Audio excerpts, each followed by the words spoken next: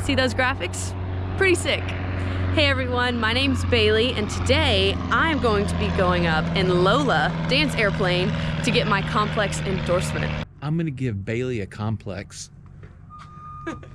So I'm really excited, but actually maybe a little nervous. So we'll see how it goes. So Baylee, welcome to Lola.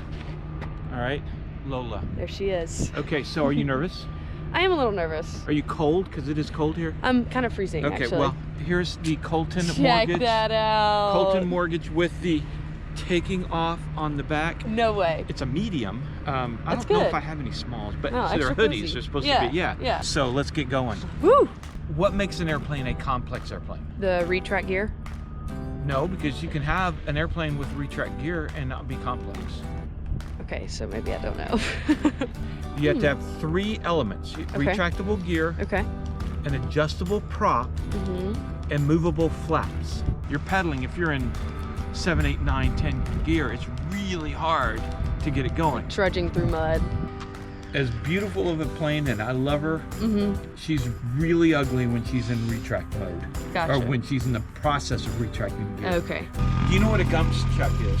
Gas undercarriage, mixture, prop, seatbelt switches. That one. So you said the three things in the beginning were your prop, obviously undercarriage, and then what was the last one? Flaps. They have to have flaps. Movable? So, movable. Okay. So we've had some ground. Let's go fly and experience complex issues. Okay. Issues. So, bat switch on, leave the alternator off. There we go. Green light, landing gear. Push the light in, landing gear horn, check. So that's landing gear horn. Can I press that longer? Huh? Oh. That's what it'll sound like if your manifold pressure comes out and you have not dropped gear. Oh. Well, So- that's awesome. Yeah, so it helps remind you. That's a complex issue. Clear prop? Okay. A little bit more throttle. More. Push it in. There you go. Now pull it out a little bit. And I'm good to go? Yep. With you? Okay, I'm cool. good. Make sure I can feel everything before I worry about communicating. And I've got Joe over there. Okay, clear right. Perfect. Okay. Centurion. Centurion, 4620 Yankee. Got it. Left in traffic, Centurion 4620 Yankee, taxiing to 16 for departure. Left in traffic. I feel like I'm heavy on the brakes right now. Do you? The other thing is, we want to pull the yoke all the way back. You mentioned that on the ground, sorry. I don't think you're heavy on the brakes. But although, you don't want to use your brakes if you got power in. So, Okay. I feel like I'm kind of relying on them. Yeah, don't, you have to mash these things to steer, so just know that you do have to really push. Use these? Yeah. Okay. I don't know if your 180, I figured your 182 was the same, is it not? Not really, actually. Okay, this is a beast to steer. I can already kind of feel the heaviness of it. Feel that heaviness. Now who's giving the complex? What's the whole point of the prop? Why are you doing it 2 times, 3 times, 1 time? What's the point? I only do it 2 times No, because... what's the point? Not how many times you do it, but why do you do it? Because that's like a crucial part of flight for a... But why? What's happening? What does that do? The blade is turning. How? The valve and the opening... You're pushing oil into that because as the plane sat, the oil may have come out of the prop. In traffic, helicopter care flight. So you're pushing miles to the that oil to make sure it's back there. into there. Okay. Now, if you've already been flying for the day and it's already still somewhat warm, 1 time's going to be plenty. Right. But the first time of the day, actually do 3. Oh. Just to make sure, but go by whatever your POH says. Okay.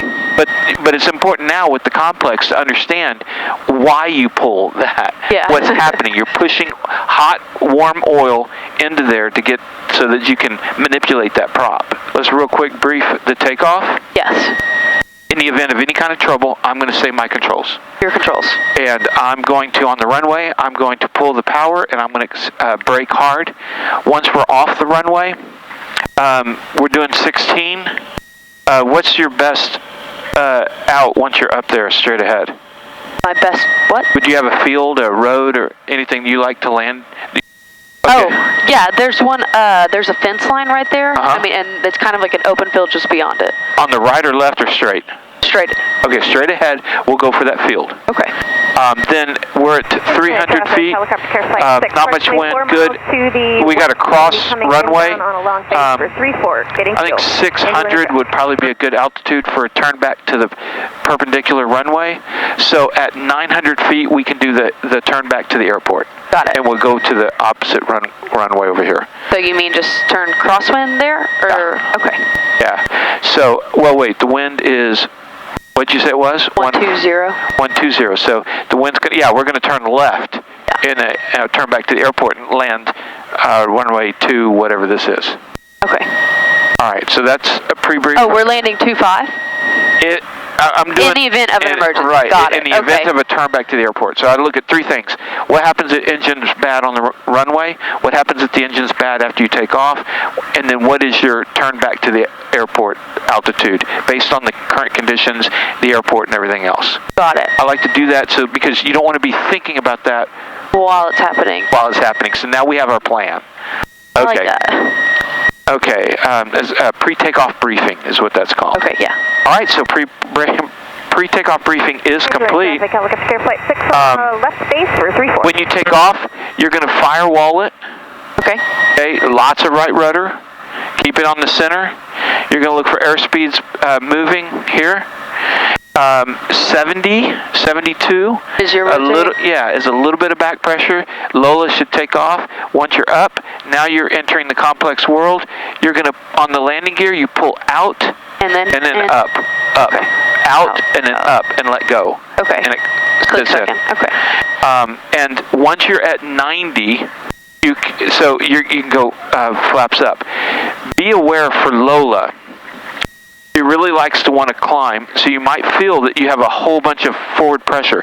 So feel free to real quick give yourself some up trim. Okay. Because you will feel that you're having to really push forward to get the nose down.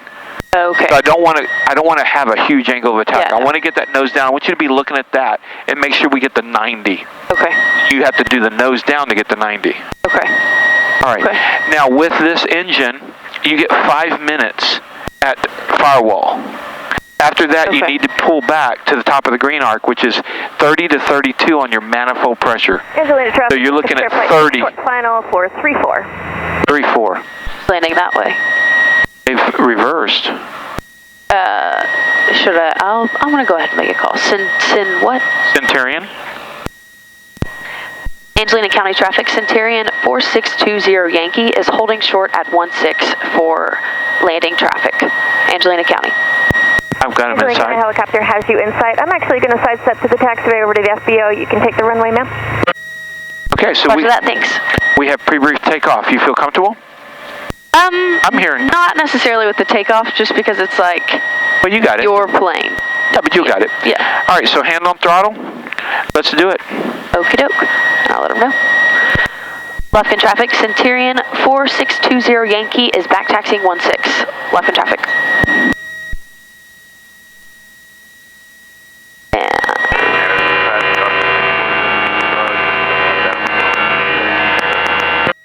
Oh, that's annoying. Yeah, you can't hear anything. Runway appears clear.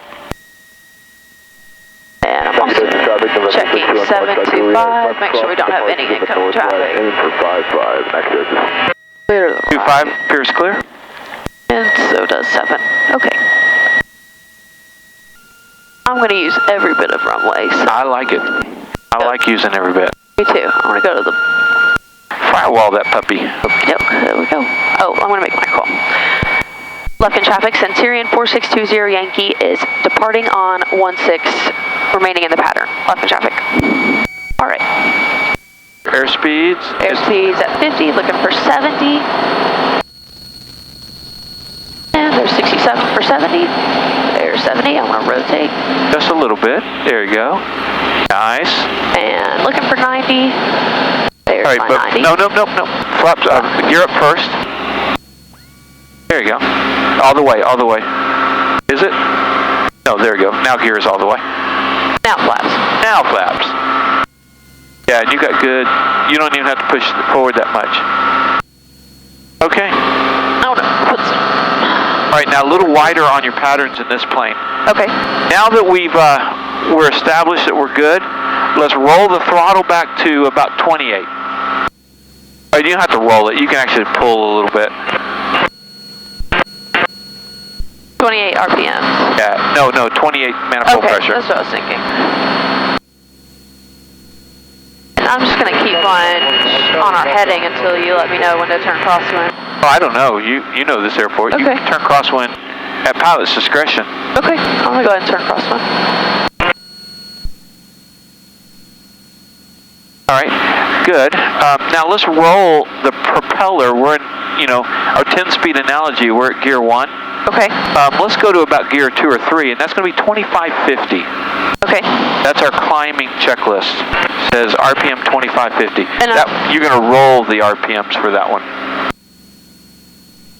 Okay, and I'm looking for that here. Yeah. So watch your RPMs as you roll it back a little bit. Now oil is going in there. Oil is pushing the blades. There you go. Not too much.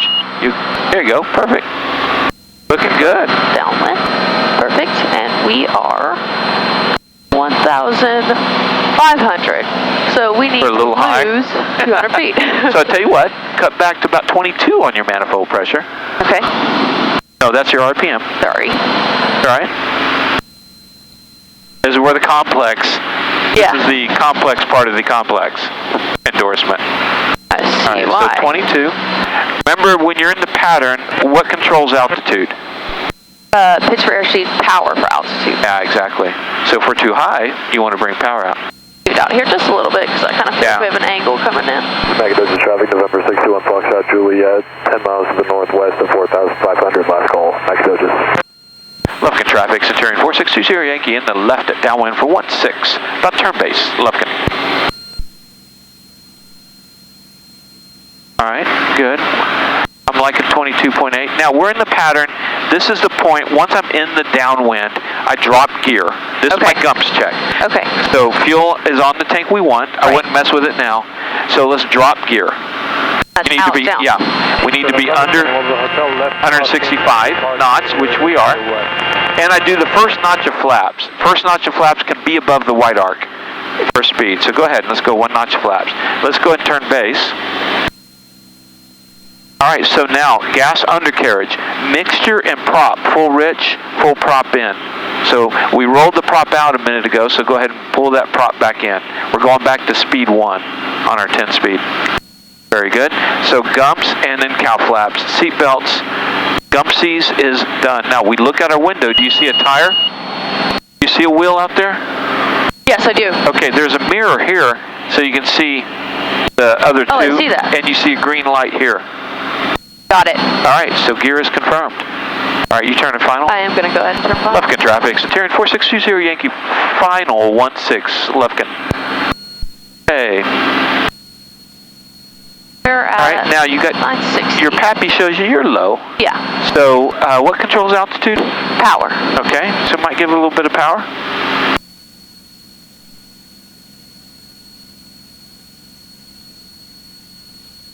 And let that altitude come on in by flying straight, and now here we are back on deal, so that looks good. Now let's gumps check again. I do it 2 or 3 times. Look out that window. You see a tire? I do. All right, and I've got one here too. All right, green light. Mixture, prop, looks good. All right, you're ready to land. And what airspeed am I looking for? Okay, so 90 now, 80 as we get closer, and 70 over the numbers. All right, we're at a good 100 All right, let's now. go ahead and put next notch of flaps in. Kind of got to go out and then like that. There we go. Now when you do that, let's pull power all the way out. Yeah, because you've got it made. That is all the way. Good. All right, let's go ahead and nose at those numbers. It's okay to do that. Okay. Now we're going to start probably the same kind of flare that you would for your 182 as we get down and close, right? Right. I'd like you to kind of be on. Sure. And you start to transition your gaze down the runway. You're a little high. Don't flare too much here. There we go. Good job. Center line. Center line? All right, good. This is good. This is a complex. Yeah. It's just it following gave me the a feel procedure. for it. Yeah. And I love some aerodynamic braking. right, Baylee, you did it. You have flown a complex 210. Woohoo! How's the power feel compared to?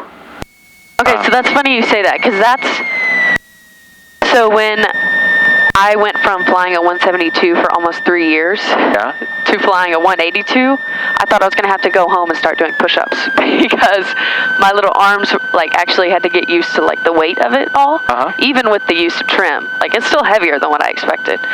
So that's the first thing I noticed in this, and I definitely had to use a good bit of trim. But I like the heaviness. Yeah. It like makes me feel safer. Yeah, you're not going to be pushed around by wind gusts like you would in a 172. Yeah. But it does feel like more power than the 182? Yes, like significantly, honestly. How cool.